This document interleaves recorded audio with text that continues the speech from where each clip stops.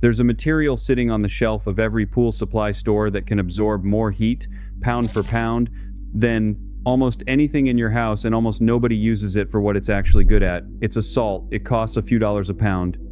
And packed into a sealed tray in your ceiling, it will swallow a room's afternoon heat and release it back into the cool night air every single day with no power and no moving parts.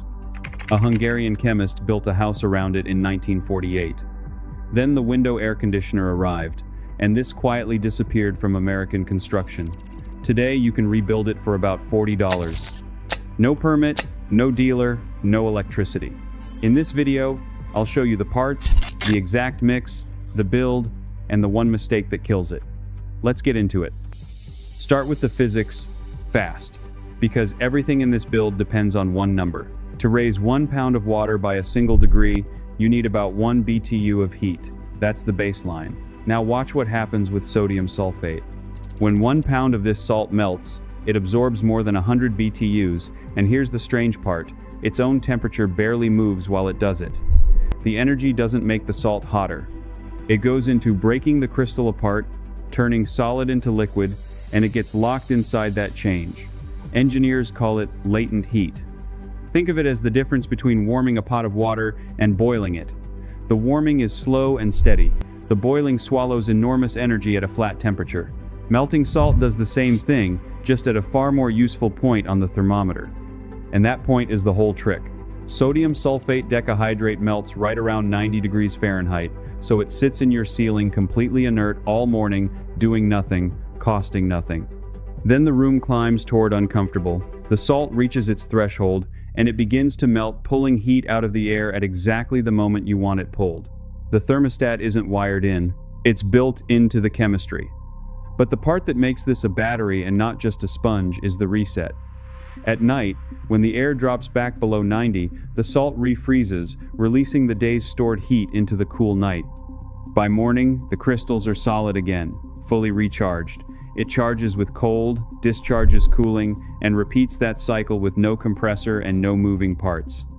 There is exactly one thing that kills it, a flaw that ended the first house ever built on this idea in 1948. We're going to engineer around it. But first, let's be honest about what you're actually building. 1023.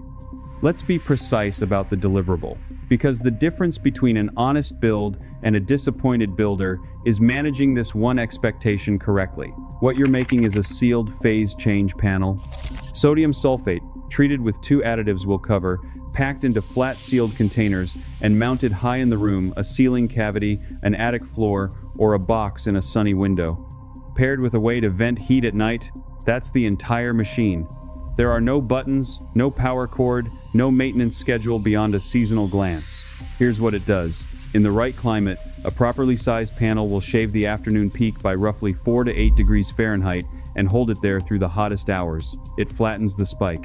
Instead of your room climbing to 95 by 3 in the afternoon, it stalls in the mid-80s and stays there while the salt does its work. Now, here's what it does not do, and I want this on the record before you buy a single thing. It is not a replacement for air conditioning in a heat wave. It will not drop your room to 65 degrees.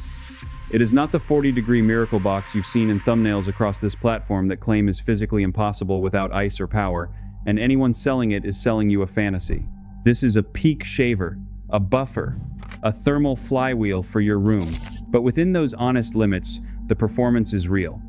A single square meter of salt panel, just a couple of inches thick, can buffer roughly the same afternoon heat as a brick wall, many times its thickness at a fraction of the weight, and for about $40 in parts. So let's talk about those parts, because the bill of materials is where most people overcomplicate this. Before we get into the parts, one thing. Everything I've dug up on this channel, 60 methods to cool a home for next to nothing, the way it was done before air conditioning is collected in one place, linked below in the description. It's the free cooling manual. But don't go yet, because the next part is the trick the gadget companies hope you never find. Here's the complete shopping list, and the whole thing comes in around $40. The main ingredient is sodium sulfate decahydrate Glauber's salt. You're not buying it from a chemistry catalog at a markup. The cheap source is a pool supply store or a garden center, where sodium sulfate is sold in bulk as a pH-neutral additive and a soil amendment, often under a few dollars a pound. For a single ceiling panel covering a small room, you'll want roughly 15 to 20 pounds. Call it $25. The second item is a thickener, and this one is not optional. It's the difference between a panel that lasts years and one that dies in a month. A small amount of a superabsorbent polymer, the same sodium polyacrylate found in cheap diapers or sold as a soil moisture crystal, holds the salt in suspension. You need only 3 to 4% by weight, a couple of dollars. The third item is borax, yes, the laundry aisle borax. 3 to 4% by weight, and it is the unsung hero of this entire build. We'll cover exactly why in a moment, but without it, your panel will quietly refuse to recharge at night. A box costs about $5 and lasts for dozens of builds. For containers, skip anything deep.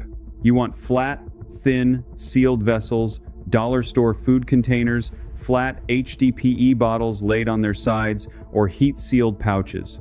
$5 to $10 depending on what you scavenge.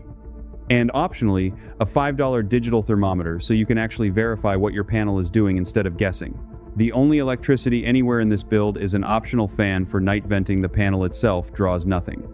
Roughly $40 total. Now let's talk about why each of those parts is there, because the additives are the entire reason this works. Every part on that list earns its place by solving a specific failure, so let's go through the engineering one piece at a time. Start with the containers, because the shape matters more than people expect. Heat moves into the salt through the container wall, which means the surface area is doing the work, not the volume. A deep bucket of salt only melts and freezes at its thin outer skin. The core sits there useless. A flat, thin tray exposes far more salt to the room for the same weight, so it charges and discharges fast enough to actually track the daily cycle. Thin and wide beats deep and narrow every time. Now the additive that ended the first attempt at this. Sodium sulfate melts what chemists call incongruently when it heats up. It doesn't melt cleanly into a uniform liquid. It separates. A heavier solid drops to the bottom and refuses to redissolve when the salt cools. Cycle after cycle, more salt falls out of the game, until the panel is mostly dead sediment. This is exactly the flaw that killed Maria Telkes's 1948 Dover house. Her salt bins stratified after about 2.5 seasons, and the project was written off as unreliable. The diaper polymer fixes it. It thickens the mix into a gel that physically holds the salt crystals in suspension so they can't settle out. That single dollar's worth of powder is the difference between her failure and your working panel. Then there's borax, and it solves the opposite problem. Pure Glauber's salt has a nasty habit called supercooling. It will drop well below 90 degrees at night and stubbornly stay liquid, skipping the refreeze entirely. No refreeze means no recharge, and a panel that's still liquid at sunrise can't absorb tomorrow's heat. Borax acts as a nucleating agent. It gives the crystals a seed to form on, so the salt sets reliably at the right temperature night after night.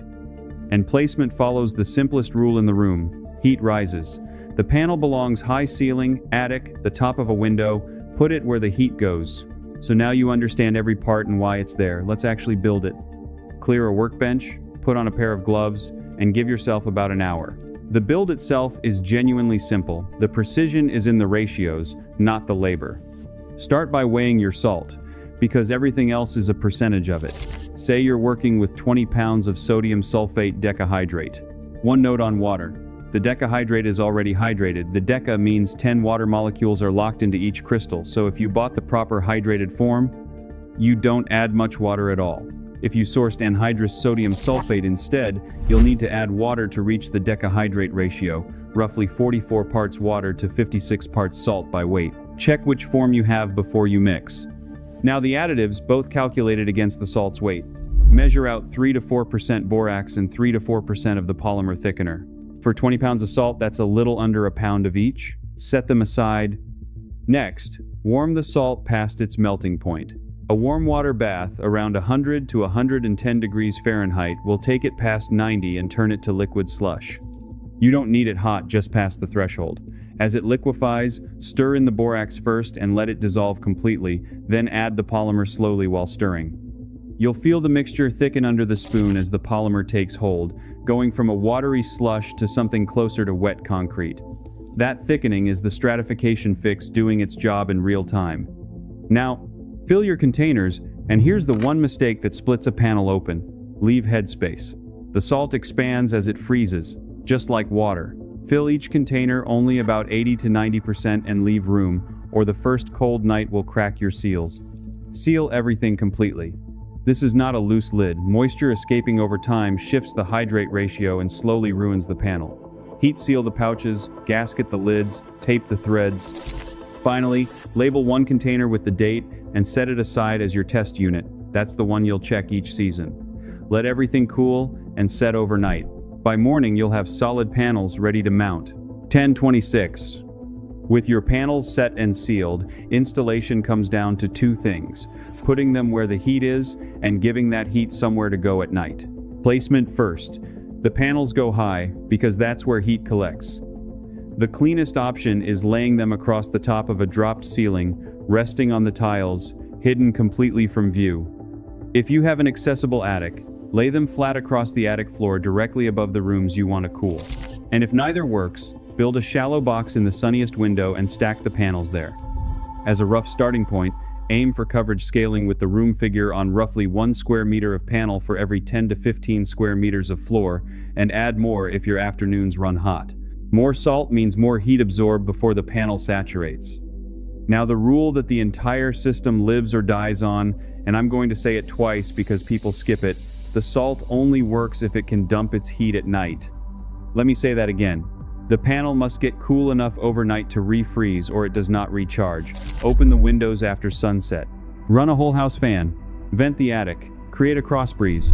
Whatever the method, the night air has to carry the day's stored heat back out of the salt. Without that nightly flush, you get exactly one good afternoon and then a tray of warm liquid that does nothing the next day. A word on safety, because this is where this build beats anything mechanical. Sealed.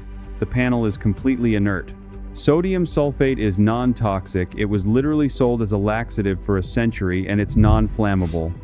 Compare that to the refrigerants in a conventional system, which are pressurized, leak, and require a licensed tech. Your salt battery just sits there. Maintenance is almost nothing. Once a season, pull your labeled test unit and look at it. If you see the salt separating into distinct layers, the thickener is failing, rewarm it, re-steer, reseal. That's the whole job. So you've built it and mounted it. The only question left is the one a harsh viewer will ask in the comments: does it actually work? It does, but only if you're honest about the conditions. So let's look at the real numbers and then the real limits. Start with what's been measured. Phase change materials of this exact class have been studied in instrumented buildings across Europe and the United States for 2 decades. The findings repeat: peak indoor temperatures drop by several degrees, and cooling energy falls somewhere between 10 and 30%, depending on climate and how much material is installed. A study by Germany's Fraunhofer Institute found that a few centimeters of salt-based phase change material could buffer roughly the same afternoon heat as a brick wall many times its thickness. That's the engineering-grade version of what you just built in your garage. At the homeowner scale, owner build reports tell the same story.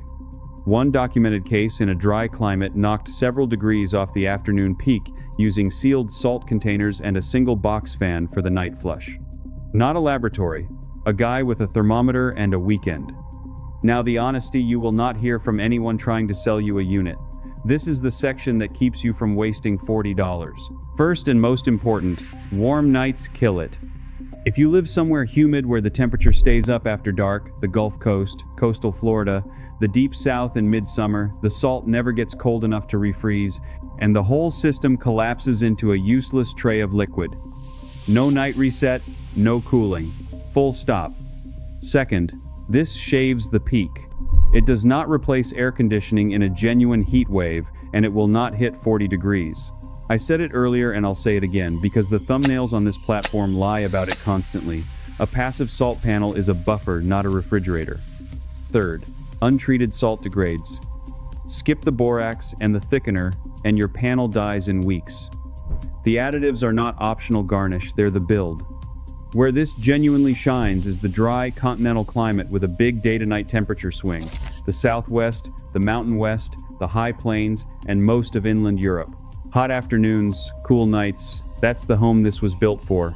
So, here's where you are. For about $40 in an afternoon of work, you've built a device that pulls heat out of your room when it's hot, releases it when it's cool, and does it again tomorrow without drawing a single watt. And here's the part worth sitting with. This isn't some new invention off a crowdfunding page. This is the exact material, sodium sulfate, Glauber salt, that an MIT chemist named Maria Telkes used to heat a house through a New England winter in 1948. The same chemistry the cooling industry quietly filed under experimental and unreliable while they sold the country window units instead. The flaw that supposedly made it unreliable was stratification, and you fixed it with $1 worth of polymer she didn't have. You didn't just rebuild her idea, you finished it. The salt doesn't care that nobody sells it to you. It melts at 90 degrees. It melted at 90 degrees in 1948. It melts at 90 degrees in your ceiling tonight. And it will keep melting at 90 degrees long after the warranty runs out on every air conditioner on your street. No dealer, no permit, no service contract, no refrigerant, just physics, sealed in a tray, doing what it has always done. The knowledge was never lost. It was just never sold to you, because there was no money in a thing that lasts 50 years and never breaks. Now you have it. So tell me where you live and what your summer nights do. Do they cool off or stay warm after dark? That one answer decides whether this works on your house, so put it in the comments and I'll tell you straight. And if you build one, come back and post your numbers. I want to see the before and after on that thermometer. If you believe the best engineering was buried because it couldn't be sold to you twice, hit subscribe, because next week I'm covering the window design Victorian engineers used to cool entire hospitals, documented by the Royal Institution in 1869, and the reason modern building codes quietly wrote it out of existence.